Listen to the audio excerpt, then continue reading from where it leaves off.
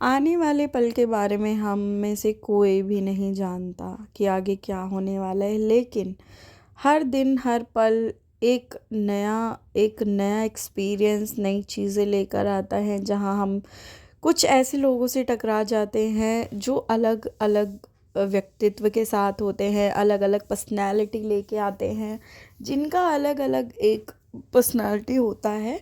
और कुछ लोग उनमें से ऐसे भी होते हैं जो नेगेटिविटी को पॉजिटिविटी में कन्वर्ट कर देते हैं।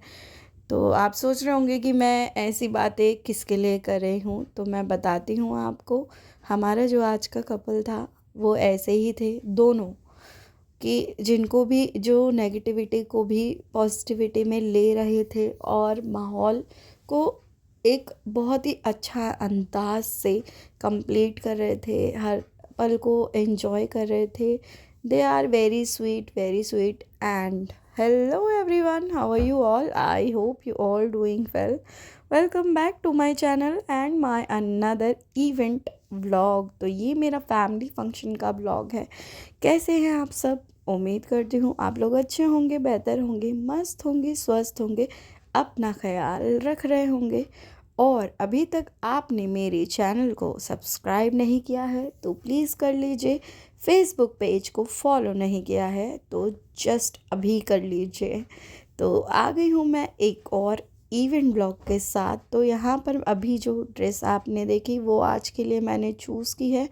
और और मैं देख रही थी कि वो विदाउट बेल्ट अच्छी लग रही है, बेल्ट के साथ अच्छी लग रही है, बट वो दोनों तरीके से अच्छी लग रही थी। बट एक ड्रेस मुझे एक बार तो नहीं पहननी होती है, तो मैं लुक चेंज कर कर के पहन लेती हूँ। आपको कौन सा स्टाइल ज़्यादा अच्छा लगा बताइएगा। और ये देखिए, मैं बैग लगा रही थी तो मैंने क्या देखा, मेरा रखे रखे बैग ख़राब हो गया। और ये नहीं, मेरे साथ अभी जल्दी में ही मेरे 2-3 बैग ऐसे ख़राब हो गए हैं।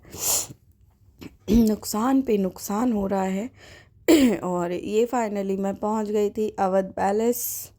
और ड्रेस में जो थोड़ा बहुत कमी थी, जैसे शोल्डर पे मुझे लग रहा था लूज़, और थोड़ा गला भी, तो वो मैंने खुद ही कर लिया था क्योंकि मेरे पास टाइम नहीं था कि मैं बाहर से कराती। तो मैंने खुद ही कर लिया था। और ये है अवध पैलेस। यहाँ पर मैं परमानेंट करती हूँ मोस्टली इनके इवेंट्स। जो यहाँ पर इवेंट ऑर्गेनाइजर्स हैं वो मोस्टली मुझे ही बुलाते हैं।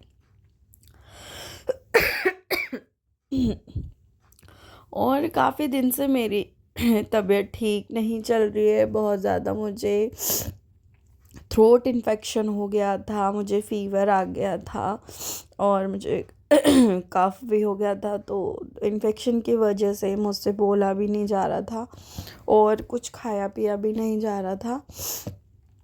एंड पहले तो मुझे ऐसा लगा कि नॉर्मल फ़ीवर है, तो मैंने पैरासीटामोल ले लिया था।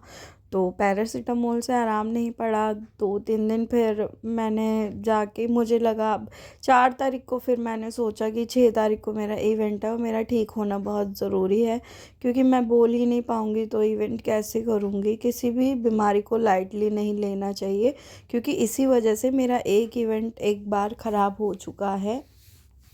उसमें तो खैर मेरे पास टाइम लिमिट था कि उन्होंने जब दिया था उसके अगले दिन ही मेरे साथ प्रॉब्लम हो गया था, तो मैंने जस्ट उनको बोल दिया था कि आप दूसरी एंकर कर लीजिए।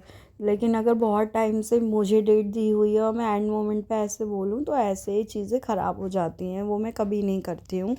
एंड ये मैं हूँ मेरे स्टेज पर। तो फाइनली जहाँ से मैंने मेडिसिन लिया, उन्होंने मुझे कहा आपको 2 दिन में आराम मिल जाएगा। तो उनके मेडिसिन से मुझे काफ़ी हद तक आराम है, लेकिन मुझे बहुत प्रॉब्लम हुई आज काम करने में, बोलने में। अभी भी मुझे खांसी उठ रही है बार बार। स्टेज पर भी मेरे साथ ऐसा हो रहा था, बट बहुत मैंने कंट्रोल किया जितना मैं कर सकती थी।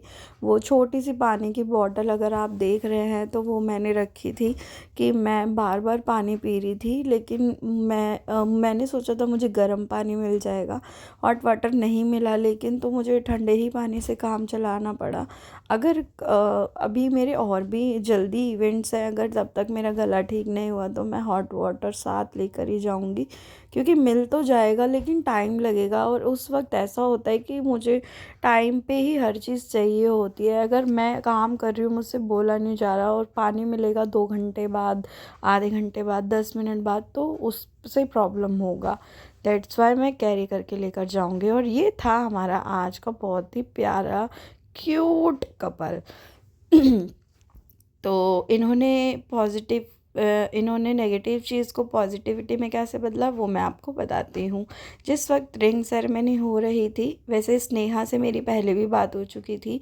मैं सारी फैमिली मेम्बर्स से बातचीत मेरी नहीं होती है, क्योंकि मैं तो डेली बेसिस पे इवेंट्स करती ही हूँ। लेकिन कोई कोई फैमिली को ज़्यादा कंसर्न होता है चीज़ों को लेके कि क्या कैसे करना है ऐसा करके, तो वो लोग मुझसे बात कर लेते हैं। तो स्नेहा से मेरी बात पहले हो गई थी, और स्नेहा का नेचर बहुत अच्छा था एंड फैमिली का भी बहुत अच्छा था। तो ये लोग जब स्टेज पे थे, जब मैंने रिंग सेरेमनी करवाई, उस वक्त माइक कम से कम 3-4 बार बंद हुआ। जो मेन चीज़ चल रही थी उसी के वक्त क्वेश्चन आंसर्स प्रॉमिसेस चल रहे थे उसी वक्त पे, लेकिन दोनों में से किसी के भी चेहरे से स्माइल नहीं गई। ना उन्होंने उस चीज़ का इशू बनाया, ना फैमिली ने बनाया, किसी भी चीज़ में नहीं। कोई बहुत ही स्मूथली उन्होंने पूरा अपना प्रोग्राम किया। उसके बाद देखिए रिचुअल चल रहे हैं स्नेहा के, और मनोज के पहले हो चुके थे।